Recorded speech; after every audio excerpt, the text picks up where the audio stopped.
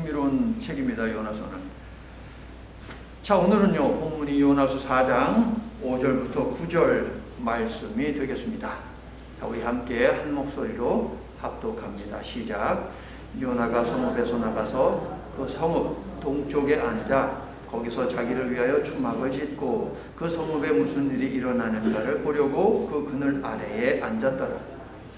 하나님 여호와께서 박농풀을 예비하사 요나를 가리게 하셨으니 이는 그의 머리를 위하여 그늘이 지게 하며 그의 괴로움을 면하게 하려 하심이었더라. 요나가 박농풀로 말미암아 크게 기뻐하였더니 하나님이 벌레를 예비하사 이튿날 새벽에 그 박농풀을 갉아먹게 하심에 시드니라. 해가 뜰 때에 하나님이 뜨거운 동풍을 예비하셨고 해는 요나의 머리에 쪼임에 요나가 혼미하여 스스로 죽기를 구하여 이르되 사는 것보다 죽는 것이 내게 나으니이다 하니라. 하나님이 요나에게 이르시되 내가 이 박낭풀로 말미암아 성내는 것이 어찌 오르냐 하시니 그가 대답하되 내가 성내어 죽기까지 할지라도 오르니이다 하니라. 아멘. 어떤 스님이요 기독교로 개종을 했습니다. 그래서 교회에 나오고 교회에서 선물로 성경책도 줬습니다. 그래서 성경책도 이렇게 열심히 읽었습니다. 교회에서 성경 암송 대회를 한대요. 그래서 한 개 구절 이상씩 자신 있게 외우는 것 가지고 나와서 외우라고 합니다. 스님도 나도 한번 참여해 봐야지 라고 생각을 했습니다. 평소에 좋아하는 말씀이 있었어요. 출애굽기 34장 6절에 있는 말씀이었습니다. 자, 성경 암송 대회 날이 되었습니다. 한 사람씩 나와서 성경 여기저기 있는 말씀을 외우기 시작합니다. 스님의 차례가 되었습니다. 왜 그냥 머리가 반들반들한 사람이 앞에 나오니까 그것만 봐도 은혜가 되더라라는 것이지요. 스님이 앞에 딱 섰습니다. 출애굽기 34장 6절을 쫙 암송합니다. 성도들이 눈물을 흘리는 거예요. 그런데 감동의 눈물이 아니라 너무 웃겨서 배꼽 잡고 웃느냐고 너무 웃다 보니까 눈물이 흐르더라라는 것이에요. 왜 그랬을까요, 여러분? 스님이 틀렸을까요? 아니, 틀리지 않았어요. 스님이 나와서 이렇게 암송을 했습니다. 여호와라 여호와라 자비롭고 은혜롭고 노하기를 더디하며 인자와 진실이 많은 하나님이로다. 이렇게 합장까지 딱 하는 모습을 보니 여러분 이거 은혜가 되는 것은 둘째치고 은혜와 그냥 웃긴 것 다 섞여가지고서 여기저기서 칵칵대고 웃으니 눈물을 흘리면서 사람들이 웃고 울었다라고 하는 것이죠. 자, 이 이야기는 우리에게 어떤 생각을 하게 합니까? 습관은 참 무섭다 하는 것이죠. 매일 아침 또 저녁마다 낮에도 불경을 외우면서 연부를 외우면서 그냥 합장을 하고 했던 것, 이게 몸에 배다 보니까 하나님의 말씀을 배우는데 본인도 긴장이 되지 왜 안 되겠습니까? 나와서 하다 보니까 자기도 모르게 막 하다가 자기도 모르게 손이 올라가는 거예요. 아마 뭐 나무가 있었으면 자꾸 이렇게 목탁 두드리듯이 아마 이렇게 했으면서 그 리듬에 맞춰서 했을 것 같아요, 여러분. 자, 습관이라고 하는 것은 고쳐지지 않습니다. 참 힘듭니다. 우리의 언어 습관과 행동 습관은 그런데 우리의 마음과 생각에 무엇을 담느냐에 따라 달라진다라고 하는 거 동의하십니까, 여러분? 언어 습관과 행동 습관은 마음에 뭐가 있느냐, 생각에 무엇을 담고 있느냐에 따라서 내용이 달라져요, 여러분. 그래서 잠언서는 그 어떤 것보다도 너희의 마음을 지켜라 라고 명령을 하는 것이 아니겠습니까? 모든 사람들에게는 말하는 습관과 행동하는 습관만 있는 것이 아니라 또한 생각하는 습관도 있습니다. 생각하는 습관을 무엇이라고 부르느냐 따라해 볼게요. 사고방식. 모든 사람에게는 사고방식이라는 것이 있습니다. 매사를 긍정적으로 생각하는 사람이 있고 매사를 부정적으로 생각하는 사람이 있죠. 여러분은 어디에 속하는 것 같습니까? 여러분이 일상에서 사용하는 그 언어를 한번 점검을 해보면 정확한 답을 찾을 수 있습니다. 내 생각은 부정적이냐 긍정적이냐 하는 건 말입니다. 자, 그런데요, 우리의 언어와 행동이 우리의 마음, 우리의 생각 속에 담겨 있는 것을 반영하듯이 우리 마음 속에 담긴 것은 우리의 영적 상태와 수준을 가늠한다라고 하는 이 사실을 여러분 알고 계십니까? 무서운 이야기죠. 나의 영적 상태가 어떠한지 그것을 평가할 수 있는 것은 나의 사고방식이 어떠하느냐. 그렇기 때문에 성도 여러분, 습관은 곧 영성입니다. 습관은 영성하고 직결됩니다. 언어 습관, 행동 습관, 그리고 이 두 습관에 지대한 영향을 미치는 생각하는 습관, 사고방식이 우리의 영적 상태에 영향을 미친다는 사실을 기억하며 말과 행동을 가리고 마음을 지키며 사시기를 예수님의 이름으로 축원합니다.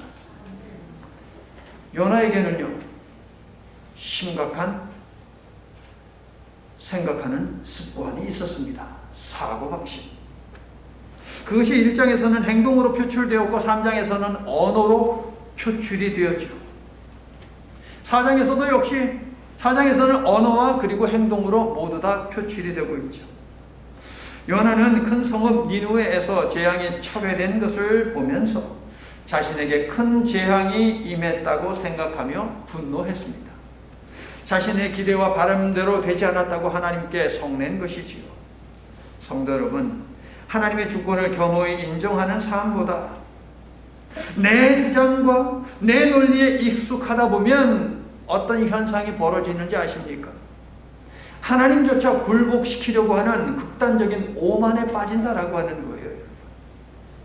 그러므로 그릇된 생각이고 그릇된 주장이라면 그것을 내가 꺾어야 하지 않겠습니까?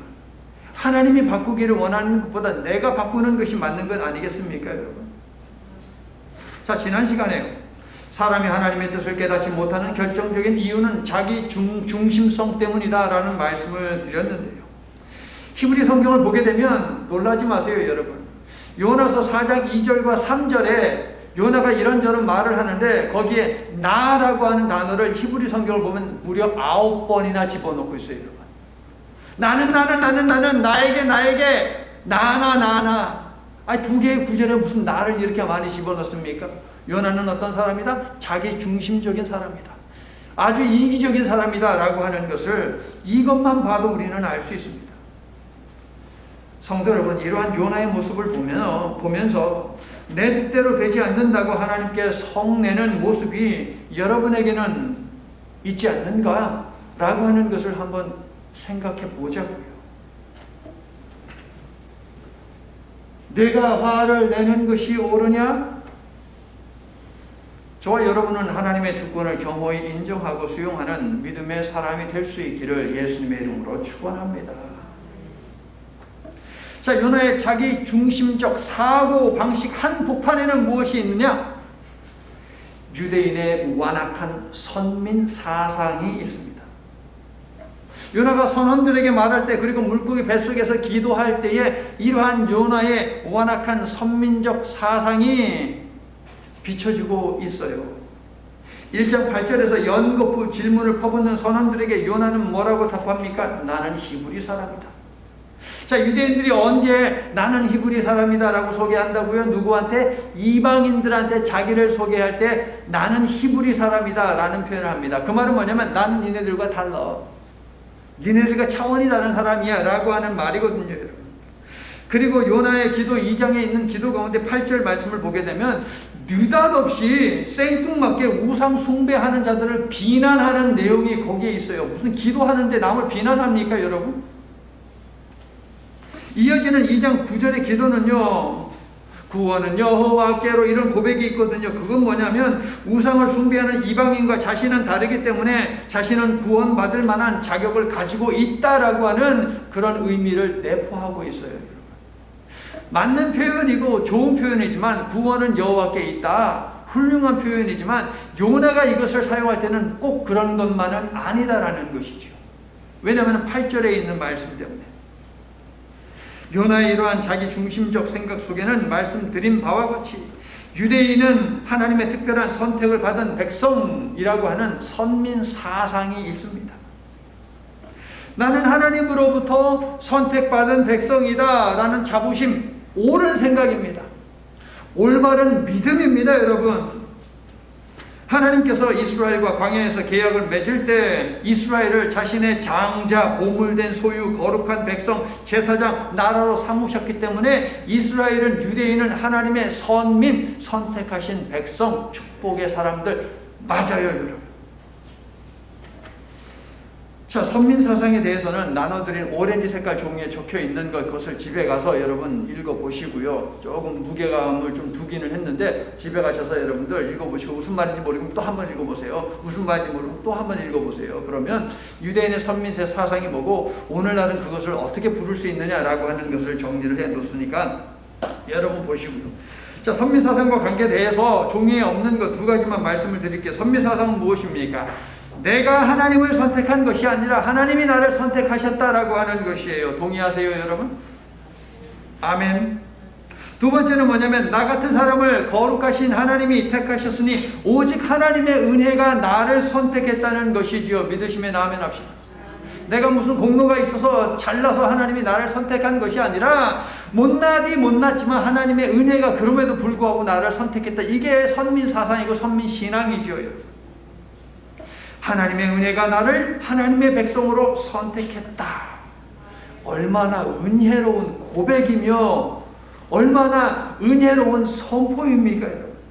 그런데 유대인들은 이렇게 좋은 선민신앙을 다른 나라 사람을 적대하고 혐오하는 특권의식, 우월주의로 바꿔버렸다는 것이 문제예요, 여러분. 요나서 4장은 무엇이냐? 요나서 4장은 요나와 유대인들이 왜곡시킨 삐뚤어진 선민사상을 본격적으로 깨부수는 내용이 바로 요나서 4장입니다. 전체적인 내용은요, 하나님과 요나 사이에 세 개의 대화가 있습니다. 요나는 하나님께 지속적으로 성질을 부리고 있습니다. 화와 불만을 표출합니다. 그런데 하나님께서는 수사학적 질문으로 요나를 타이르시죠. 수사학적 질문이 뭐라고 말씀드렸습니까? 답이 뻔히 정해져 있는 말씀이죠. 답이 뻔히 정해져 있는 그 질문을 통하여서 상대방으로 하여금 생각하게 만드는 것. 이게 바로 수사학적 질문이거든요. 하나님께서는 세 가지 질문을 통하여서 요나에게 너를 좀 돌이켜봐라 라고 말씀을 하시는 것이에요. 요나는 첫 두 번의 대화에서 성질 부리면서 똑같은 말을 합니다. 사는 것보다 죽는 것이 낫사오니 내 생명을 가져가시옵소서 라고 말해요. 하나님을 협박하며 협상을 진행하려고 하는 것이죠. 험한 풍랑과 물고기 뱃속에서 죽지 않도록 생명을 지켜주셨더니 한다는 말이 차라리 죽여! 이 말이에요. 하나님의 반응은 근데 똑같지요. 4절과 9절 보니까 내가 성나는 것이, 화를 내는 것이 옳으냐? 라는 질문이요. 옳지 않다는 것이지요. 답이 정해져 있는 게 수사학적 질문, 답이 정해져 있어요. 네가 지금 화를 내고 있는데 그게 정말 옳다고 생각하니 요나야? 옳지 않잖아. 생각해봐. 이거죠. 저 말씀. 자, 5절을 보세요. 하나님이 저 말씀하시니까 요나는 어떻게 합니까? 아유, 하나님 알겠습니다. 제가 잘못했습니다. 이렇게 합니까, 여러분? 대꾸도 안 하고 슉 나가버리잖아요, 여러분. 애들 키우다 보면 이럴 때 있어요, 없어요? 이럴 때 있죠. 막 야단치니까 듣기 싫다고 슉 나가버려. 그러면 한 대 확 쥐어받고 싶지 않습니까? 하나님도 그런 마음이 아니셨겠느냐 하는 것이지요. 자, 요나는 들음치도 않고 자리를 박차고 나갑니다. 자, 5절은요, 여러분, 요나의 활동 경로, 어디에서 움직였느냐라는 것을 보여주는데, 4장 5절은요, 3장 4절이나 3장 9절 다음에 있어야지 이야기가 더 자연스럽게 연결되거든요. 그래서 본문 5절의 위치가 잘못됐다고 주장하는 학자들이 제법 많이 있어요. 일리가 있어요.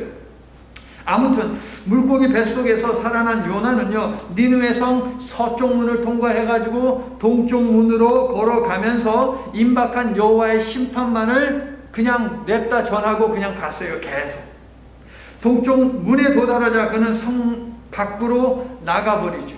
성 밖에 나가서 뭐합니까? 니느웨 성 동쪽에 있는 어느 한 곳에 자리를 잡고 초막을 쳤다라고 되어 있습니다. 자, 거기서 뭐 했을까요, 요나는? 미련을 버리지 못하고 니느웨 성이 언제 멸망하느냐, 이것만을 오매불망 기다렸다는 것이죠. 예의주시하고 있습니다. 니느웨 성을 지켜본 요나에게는 두 가지 기대가 있죠.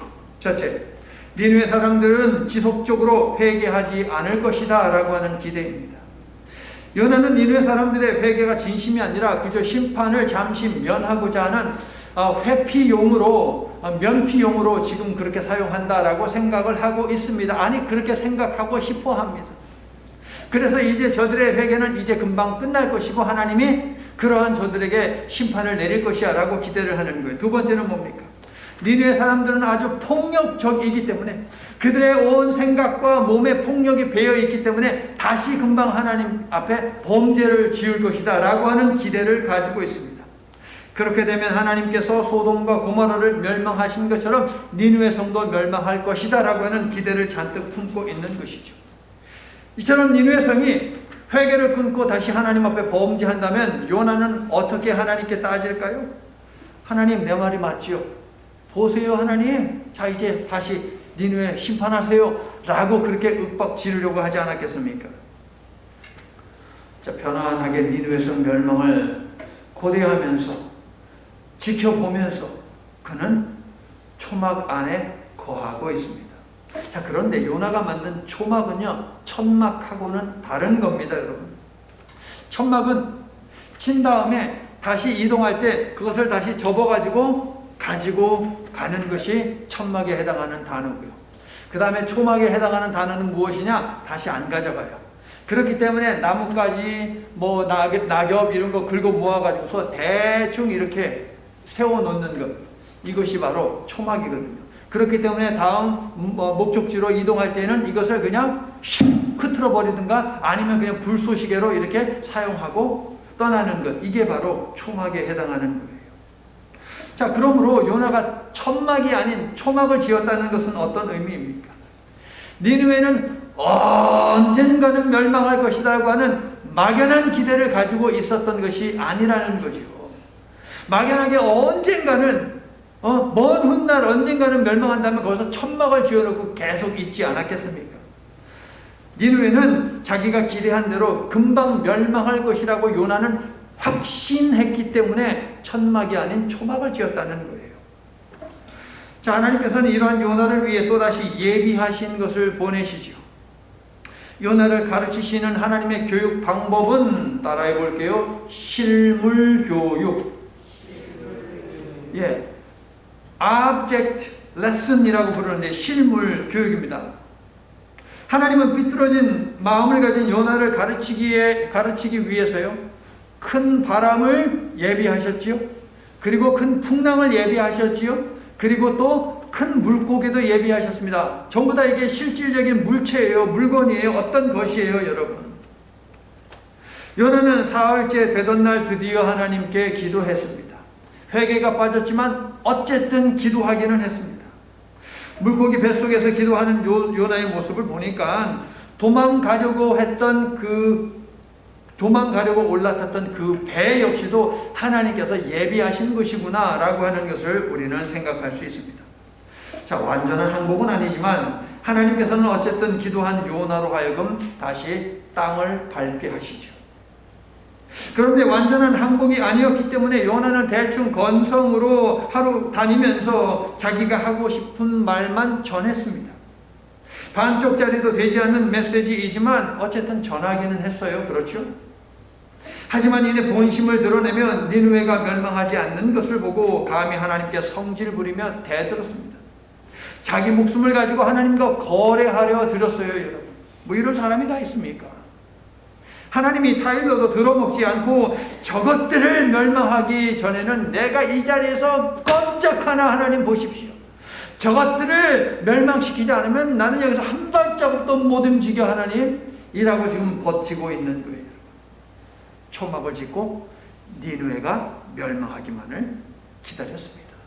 자, 이런 요나를 어떻게 해야 합니까? 도대체 여러분. 하나님도 물러서지 않습니다. 또 다른 실물을 등장시키시죠. 이번에도 예비하신 것임을 강조하고 있습니다. 6절 보세요. 박농굴 예비하셨다고 되어 있죠. 7절 벌레 예비하셨다고 되어 있죠. 8절 뜨거운 동풍 예비하셨다고 되어 있죠. 여러분, 전부 다 하나님이 예비하신 것들입니다. 이번 세 가지 도구들은요, 요나의 분노가 합당하지 않은 것임을 일깨우기 위해 준비하신 것들이지요.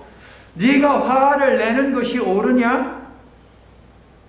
자, 무엇보다도 요나와 유대인의 비뚤어진 선민 사상을 깨고, 여호와는 이스라엘만의 하나님이 아니라 온 세계 역사의 주인이며 열방의 주제이며 자신의 주권적 뜻을 따라 일하시는 분이시다라고 하는 것을 드러내기 위해서, 요나에게 가르치기 위해서, 이스라엘 백성들에게 가르치기 위해서, 또 우리들에게 가르치시기 위해서 하나님은 세 가지를 더 예비를 하셔서 요나에게 던지고 있습니다. 성도 여러분, 하나님께서는 우리의 그릇된 아집과 이기심을 깨트리기 위해 우리 곁에도 박넝쿨과 벌레를 두실 때가 있고요, 뜨거운 동풍을 보내실 때도 있다는 겁니다. 지금 여러분의 삶 가운데 하나님께서 예비하신 박넝쿨, 벌레, 뜨거운 동풍이 있지는 않은지 한번 여러분 둘러보시고 살펴보시기를 바랍니다. 혹시 그러한 것들이 있다면 무너뜨려야 하지 않겠습니까, 여러분? 과감하게 무너뜨리시기를 축원합니다. 가지고 있으면 뭐합니까? 무너뜨려야죠. 자, 6절에 기록된 하나님께서 예비하신 것이 박넝쿨과 같은 넝쿨 식물인지 아주까리와 같은 줄기 식물인지 학자들 사이에서 논쟁이 있어요. 우리가 가지고 있는 지금 읽은 개역 개정 박넝쿨 공동 번역 새 번역 박넝쿨 이렇게 되어 있지만, 공동 번역 같은 경우는 아주까리라고 그렇게 번역을 하고 있고요. 영어 성경, 많은 영어 성경이 호박 같은 걸 얘기하지 않고 아주까리라고 줄기식물을 갖다가 번역으로 사용하는 것도 많이 있습니다. 지금으로부터 1600년 정도 전에 무슨 일이 있었느냐? 성경을요, 라틴어로 번역을 하기 시작했습니다. 라틴어로 번역을 할 때에 제롬이라고 하는 학자가 전에는 박넝쿨로 이렇게 번역이 되어 있는 것을 아주까리로 번역을 바꿨어요, 단어를. 그래서 여러분 반란이 일어났어요. 웨아라고 하는 곳에 사는 사람들이 이 번역에 반대해가지고 막 그냥 나와가지고서 막 그냥 폭동을 일으키고 했다고요, 여러분. 이 말도 안 되는 일이죠. 왜냐하면 박넝쿨이면 어떻고 아주까리면 어떻습니까? 그게 중요한 게 아니잖아요, 여러분. 그런데 본질이 아닌 비본질적인 것을 가지고 사람들은 막 다투고 싸우더라라고 하는 것이죠. 일전에 말씀드렸죠. 교회 카페트를 바꾸는데 빨간색으로 하느냐 녹색으로 하느냐, 그게 뭘 그리 대단하고 중요합니까, 여러분? 근데 서로 싸우고 뭐 그냥 패가 갈라지고 교회가 분열되고 하는 일도 이 말도 안 되는 일 때문에 발생하거든요, 여러분. 본질은 무엇입니까? 하룻밤 만에 이 식물이 갑자기 확 자랐다는 거예요. 이게 본질이에요, 여러분. 하룻밤 만에 갑자기 이렇게 자랄 수는 없는 거거든요. 누가 그렇게 하셨다는 거예요? 하나님이 하셨다는 거예요. 그래서 계속 예비하신 반복해서 이야기하는 거죠. 식물이 하룻밤 만에 자라가지고서 그늘을 만들어 주자 대낮 온도가 섭씨 50도, 화씨 120도를 육박하는 태양의 열기로부터, 그 사막의 열기로부터 자신을 구원해 주니까 요나는요, 요나서가 시작되고 처음으로 기뻐합니다. 처음으로 기뻐하는데 그것도 크게 기뻐했다라고 되어 있죠. 6절 뒷부분을 보세요. 요나서가 시작되고 처음으로 요나는 기뻐하는데 크게 기뻐해요. 요나가 박넝쿨로 말미암아 뭐했다? 크게 기뻐하였더라. 기가 막히죠, 여러분. 니느웨 사람들의 구원은 물론이고 자기 자신의 구원도 즐거워하지 않던 요나인데 하룻밤 사이 급성장한 하찮은 식물로 인하여서 크게 기뻐합니다, 여러분. 이런 사람을 도대체 어떻게 해야 합니까, 여러분? 요나는요, 식물의 기적적인 급성장을 하나님의 화해의 제스처로 그렇게 오해를 한 것으로 보입니다. 아유, 그러면 그렇지.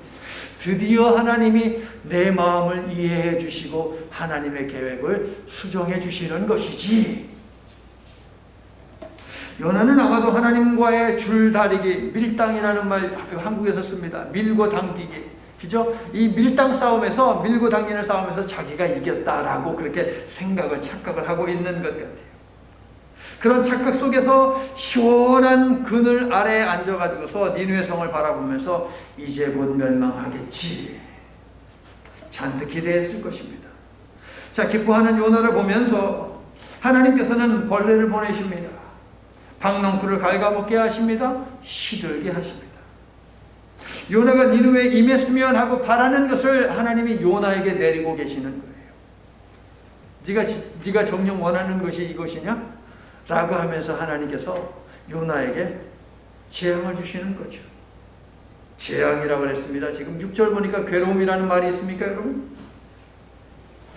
지난주에 말씀드렸다시피 3장 10절을 보면 재앙이라는 단어가 있을 거예요. 똑같은 단어예요, 여러분. 요나는 박넝쿨이 없어지자 재앙이 자기한테 임했다라고 생각을 합니다. 그리고 요나는 그 재앙이 니느웨에 임하기를 바랐거든요, 여러분. 그런데 하나님께서 그 똑같은 재앙을 요나에게 내리셨다라는 것이 4장 6절이에요, 여러분. 요나에게는 니느웨가 망하지 않고 구원받는 것과 박넝쿨이 사라진 건 모두 재앙이었더라라고 하는 것이지요. 요나는 자기를 힘들게 한 니느웨는 아끼지 않고 자기를 힘들게 한 하찮은 박넝쿨만 아끼고 있습니다. 자기가 씨를 뿌리지도 물을 주지도 않은 거저 얻은 박넝쿨을 아끼며 심술 부리고 화를 냅니다. 하나님께서는 이번만큼은 내가 요나를 반드시 내가 뜯어 고치고야 말겠다라고 마음을 먹으셨는지 이어서 무엇을 보내십니까? 뜨거운 동풍을 보내십니다. 사막의 모래폭풍이 요나에게 임한 것이지요. 성도 여러분, 하나님은요 큰 물고기도 통치하실 뿐 아니라 작은 벌레도 다스리시는 만유의 주인 맞으십니까? 또한 하나님께서는 바다의 큰 바람과 큰 풍랑만을 부리시는 분이 아니라 육지 사막의 작은 바람도 그리고 모래 바람도 통치하시는 분이심을 믿으십니까? 아멘. 자, 이처럼 6절부터 8절에는요 여호와 하나님의 창조주 되심과 역사의 주관자 되심을 선포하고 있습니다. 8절을 보세요. 박넝쿨이 벌레의 공격받아 시들어 없어지자 요나는 또다시 뭐라고 합니까? 죽여라고 악을 쓰면서 하나님 앞에 달려들죠, 여러분. 자, 이 모습은요 뭡니까? 식물이 하룻밤 사이에 자라서 그늘을 만들어준 것, 이것은 하나님께서 하신 일이다 라고 하는 것을 요나는 알고 있고 믿고 있다는 증거예요, 여러분. 이게 없어졌는데 왜 하나님께 화를 냅니까? 하나님이 주셨다는 걸 알고 있는 거죠. 하나님이 걷어가셨다라고 하는 것을 요나는 알고 있거든요, 여러분. 그러므로 하나님이 만물의 주인이시고 모든 것을 통해서 역사하시고 자신의 구원을 드러내신다라고 하는 것을 요나는 분명히 알고 있습니다. 그런데 요나는 자기 마음에 들지 않는 일만 생기면 죽여라 라고 하면서 악을 쓰는데요, 성도 여러분. 이런 요나 어떻게 해야 합니까, 도대체? 혹시 우리 가운데 그런 분이 계시는지 여쭤볼게요. 마음에 안 들면 죽여! 이런 거 혹시 있으세요, 여러분? 그럼 하지 마세요, 여러분. 말이라도 내가 못 살아, 차라리 죽는 게 낫지, 이런 말 하지 마세요, 여러분. 왜 그런지 아세요? 어차피 죽어요, 우리. 그런 말 안 해도 어차피 죽어요. 어차피 죽는데 차라리 죽여라고 하는 이 말이 나오게 하는 이 상황 속에서 여러분 죽으실래요? 아니면 준비된 죽음, 하나님 나라가 활짝 열려 있을 때 죽는 죽음, 그 죽음을 맞이하실래요, 여러분? 그 못된 언어가 여러분의 입에서 사라지시기를 예수님의 이름으로 축원합니다. 죽을 때 우리의 그냥 딱 한마디, 아버지 저를 받아주세요 하고 가면 돼요, 여러분. 그렇게 하시기를 바랍니다. 자, 제목을 한번 읽어주세요. 두 죽음 사이에서 물어야 할 질문. 이게 바로 내가 화를 내는 것이 옳으냐? 신앙은 늘 나의 죽음과 하나님의 죽음 사이에 있는 선택입니다, 여러분. 대부분의 인간은 타인의 희생을 치르더라도 내가 살고자 합니다. 왜냐하면 세상은 나와 너 사이의 죽음에서 나는 살고 너는 죽는 것을 신념으로 가르치기 때문이죠. 그래서 나는 살아도 너는 죽어도 된다 라는 것이죠. 그러나 성경과 기독교는 내가 안 죽으면 결코 하나님이 나의 살아계신 구원자와 왕이 될 수 없다고 가르칩니다. 예수님이 한 번 십자가에서 그 끔찍한 죽임을 당하셨으면 충분한 것 아닙니까, 여러분? 십자가의 기어이 예수님을 한 번, 두 번, 세 번 계속 못 박아 죽여야지 직성이 풀리는 것입니까, 여러분? 내가 죽지 아니하면 하나님의 왕되심이 나의 삶 속에서 드러나지 않습니다.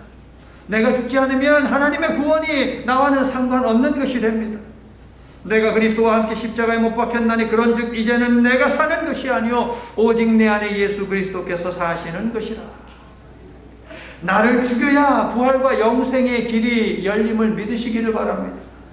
그러므로 성도 여러분, 나는 죽노라 라는 슬로건을 건 사도 바울처럼 우리 역시 우리 자신을 그리스도와 함께 십자가에 못 박고 우리 안에 계시는 그리스도가 사는 그런 인생을 살게 되기를 예수님의 이름으로 축원합니다. 9절을 볼게요. 하나님께서는 4절에서 하셨던 동일한 질문을 다시 하시죠. 내가 성내는 것이, 화를 내는 것이 옳으냐? 근데 이번에는 추가하신 말씀이 있어요. 하찮은 박농쿨에 대하여 네가 이렇게 화를 내는 것이 옳으냐라고 하나님이 말씀하시죠. 박농쿨은 그러므로 무엇입니까? 하나님이 예비하신 것인데 이 박농쿨은 왜 하나님이 요나에게 주신 것입니까? 요나의 생각이 틀렸음을 가르치기 위해서 하나님께서 예비하신 것이다 라는 거예요, 여러분. 때로는 하나님께서 우리들에게 우리의 생각이 틀렸음을 알리시기 위해서 이런저런 것들을 보내십니다. 근데 그 가운데 대표적인 것이 무엇이냐? 어린 아이들이 나한테 하는 말이에요, 여러분. 어린 아이들이. 기억나네요. 수호가 와가지고서 요나에 관한 이야기를 이제 설교로 들은 거예요. 지도 막 이게 귀속에 들리는 거지. 왜냐면은 할머니가 읽어줬거든. 요나에 대해서 알고 있는 거예요. 설교 딱 듣고 나서 수호가 아빠한테 하는 말, 딱 아빠 얘기네. 그렇게 이야기를 했대요, 여러분. 그 이야기에 귀담아 들을 수 있어야 하는 것이죠, 여러분. 하나님께서는 자신의 자유로운 주권과 자비를 인정할 때까지 완고한 요나를 상대해 주시고 참아주고 계십니다.